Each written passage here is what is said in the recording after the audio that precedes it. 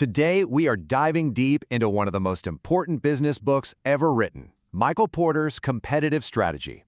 We're going to break down his classic frameworks and show you how they give literally any business a powerful toolkit to carve out a winning position. So Porter kicks things off with this really simple but profound idea. He says every single company out there has a strategy. It might be written down on some fancy slide deck, or it might just exist in the day-to-day gut decisions people make. But that simple fact immediately makes you ask a much, much tougher question. Exactly. Is your strategy an actual, coherent plan that's designed to win? Or is it just a messy bunch of decisions that are pulling the company in 10 different directions at once? This is the core problem that Porter really set out to solve. Before Porter came along, the whole idea of strategy was often pretty vague, kind of reactive. What he did was provide this incredibly clear framework that cuts through all the noise. He showed companies how to build a deliberate, unified game plan. Let's see how he starts. Okay, so Porter's first huge insight was this. When you have all your different departments, sales, marketing, R&D, and they're all just chasing their own goals without a central playbook, the result is basically chaos. The sum of the parts, he argued, almost never adds up to a winning strategy. It just creates a company that's fragmented and, frankly, ineffective. So how do you fix this? Well, Porter gives us a map, and it's called the Five Forces Framework. Think of it as a powerful tool for analyzing the battlefield of any industry, so you can understand where the power and, the profit really is. These 5 forces, when you look at them all together, they reveal the true intensity of competition in an industry. And what's so crucial here is that it's not just about the rivals you see every day. The real competitive landscape is way, way broader than that. Let's break this down. First up, the threat of new companies coming into your space. This is all about what Porter calls entry barriers. You can think of these like the moats around a castle. They protect an industry from newcomers. And these moats, well, they come in all shapes and sizes. Barriers can be anything from needing massive factories to compete on scale to dealing with government regulations. A great classic example is Timex. When they started, they couldn't get their watches into jewelry stores. The existing channel was locked up. So they had to build entirely new distribution channels through drugstores and department stores just to get into the market at all. Next is the threat of substitutes. And this one is so important.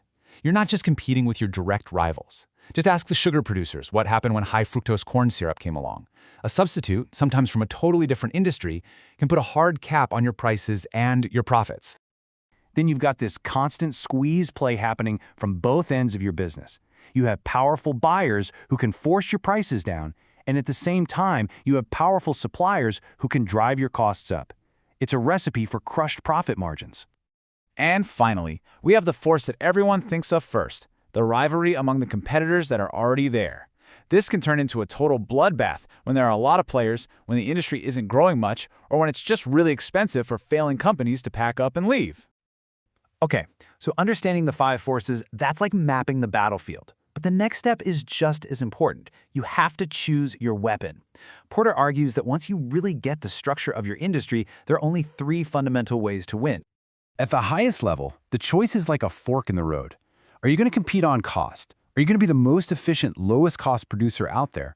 Or are you going to compete on differentiation, being unique in a way that customers are actually willing to pay more for?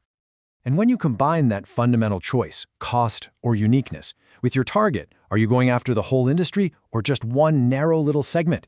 You get Porter's 3 generic strategies: overall cost leadership, differentiation, and focus. Cost leadership is about a relentless, obsessive focus on efficiency. By having the absolute lowest cost structure, you build a powerful defense against all 5 of those competitive forces we just talked about. It protects you from price wars, it gives you leverage over your buyers, and it creates a huge barrier for anyone new who wants to try and compete with you. Now, differentiation is all about creating something that is truly unique and that customers value. That uniqueness builds incredible brand loyalty, which becomes your shield. It insulates you from ugly price wars, and it weakens the power of buyers because, let's face it, there's no perfect alternative to what you offer. The third strategy, focus, is a bit different. It's not about being the best in the entire industry. It's about dominating a very specific niche. And you can do that by being either the low-cost leader or the best differentiator just for that one segment. A great example is a company like Martin Brower, which focuses only on serving a handful of fast food chains with ridiculously efficient logistics. So, you've mapped the field and you've seen the weapons. Now Porter delivers what is maybe his most important and starkest warning. The absolute biggest strategic mistake you can make is indecision. He calls this incredibly dangerous position being stuck in the middle.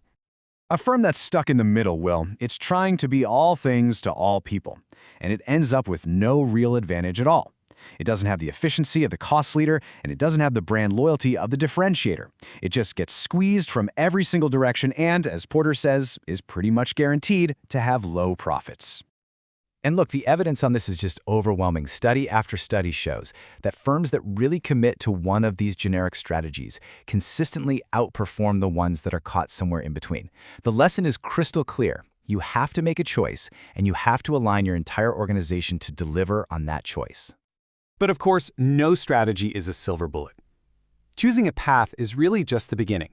The real, ongoing challenge is sustaining that advantage over time, as technology changes, as customers' tastes change, and as new competitors are always popping up.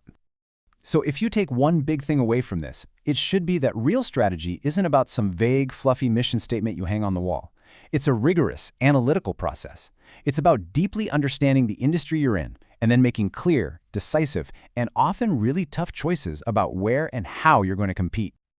And that brings us to the final, critical question for you to think about.